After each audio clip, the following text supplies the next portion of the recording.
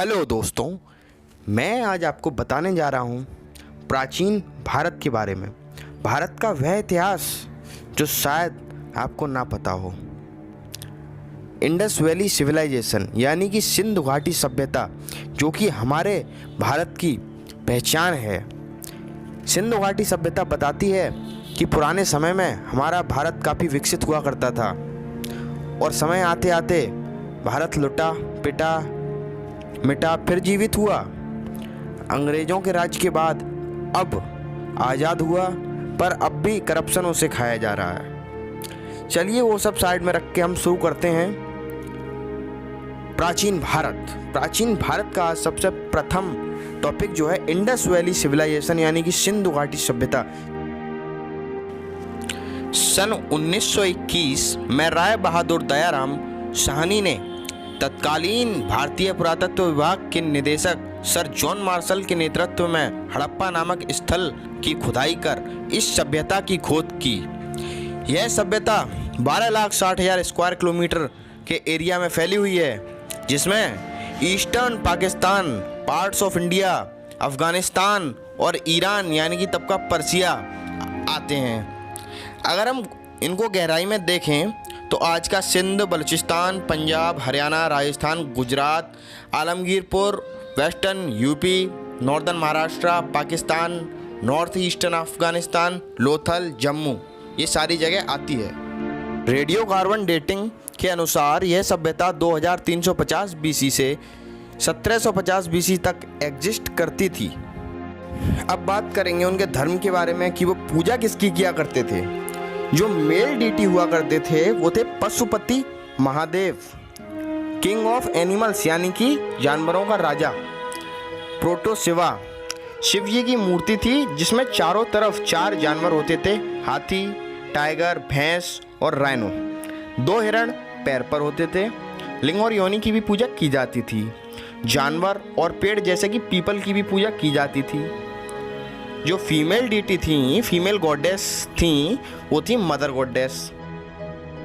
अब हम आपको बताने जा रहे हैं स्क्रिप्ट और लैंग्वेज के बारे में। भारत की सबसे पुरानी लिपि हड़प्पा की है।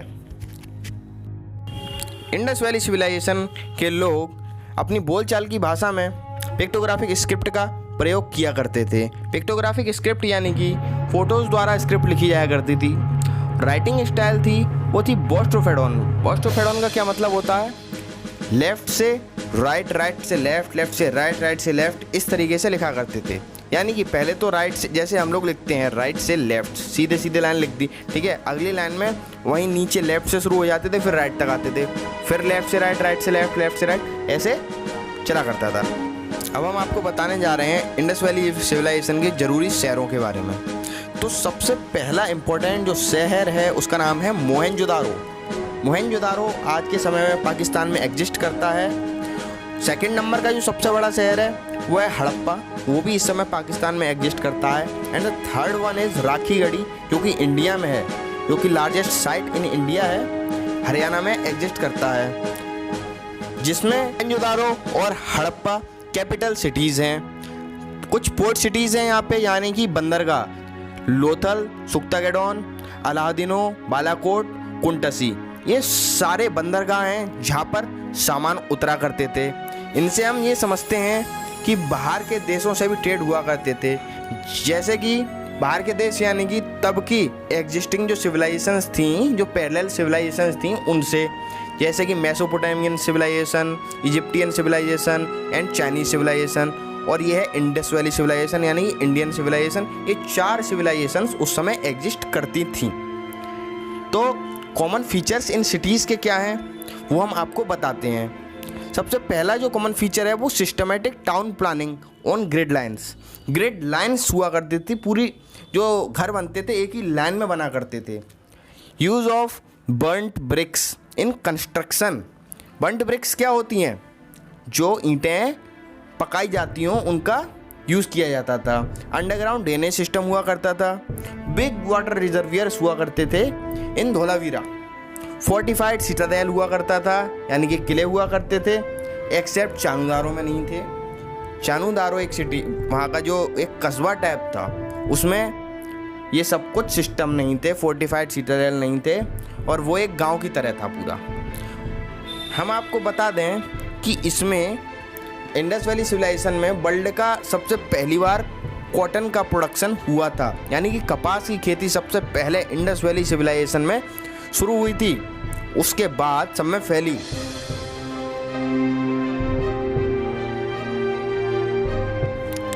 उस समय की पॉपुलेशन में मंगोलॉइड्स, प्रोटो ऑस्ट्रेलॉइड यानी कि ऑस्ट्रेलियंस, मेडिटेरेनियन हुआ करते थे। IVC यानी कि Indus valley civilisation proto historic period से बिलोंग करती है, यानी कि तब ब्रॉन्ज एज हुआ करती थी। तब के तलवारें वगैरह सब ब्रॉन्ज की बना करती थी। इसके जो चारों बॉर्डर्स हैं उनमें वेस्टर्न मोस्ट बॉर्डर जो है सुक्तांग एडोर से लगता है, यानी कि Pakistan Iran border. Eastern most border जो है आलमगीरपुर उत्तर प्रदेश में लगता है। नॉर्दर्न मोस्ट बॉर्डर जो है रोपर पंजाब और मांदा जम्मू एंड कश्मीर में लगता है। साउदर्न मोस्ट बॉर्डर जो है गुजरात और महाराष्ट्र में लगता है। तो इंडस वैली सिविलाइजेशन में wheat, barley, dates, rice, mustard, sesamum ये सारे पाए जाते थे। कॉटन की खेती सबसे पहले यहीं शुरू हुई थी, मैंने आपको बताया था। अब हम बात करने वाले हैं इंडस वैली सिविलाइजेशंस के कुछ एनिमल्स के बारे में। एनिमल्स कौन कौन से इसमें पाए जाते थे? Sheep, goat, buffalo, bull, dog, tiger, cat, pig, deer, tortoise, elephant, camel, rhinoceros, all these animals were there except lion. तब के टाइम में शेर नहीं हुआ करते थे। ट्रेड का कोई साधन नहीं हुआ करता था, यानी कि शिप नहीं हुआ करता था, जहाज नहीं हुआ करता था जिससे कि हम समुद्र पार करके ट्रेड कर लाएं। लेकिन उस समय कुछ लोगों का कहना था कि जो दूसरी सिविलाइजेशंस थी उनके पास भी सेम कॉइन्स मिले थे जो कि इंडस वैली सिविलाइजेशन में थे। तो ऐसा कैसे पॉसिबल हो सकता है? ये तभी पॉसिबल हो सकता है जब कोई बिजनेस हो, पर ये चीज़ आज भी रहस्य बनी हुई है। तब आपसी शहरों में एक्सपोर्ट्स का काम बहुत होता था। Agricultural products, cotton, goats, terracotta, figurines, pottery, Ivory products ETC। Terracotta के बारे में हम आपको बता दें, एक चीनी मिट्टी की तरह होता है जो कि पानी में घुलता नहीं है, ठीक है। आयरन तब एग्जिस्ट में नहीं थी, तब लोहा नहीं था, कोई लोहा का प्रोडक्ट नहीं बनता था। तलवारें भी कॉपर की बनती थी, ब्रॉन्ज एज थी वो, मैंने आपको बताया था। Use of gold were common there.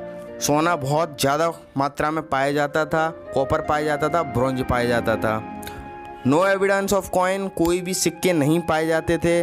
Barter system चलता था वहाँ पे। बार्टर सिस्टम यानी कि आप मुझे गेहूँ दे दें, अगर मेरे पास चावल है तो मैं आपको चावल दे दूँ। तब कोई प्रशासन नहीं हुआ करता था, कोई भी पॉलिटिक्स नहीं होती थी।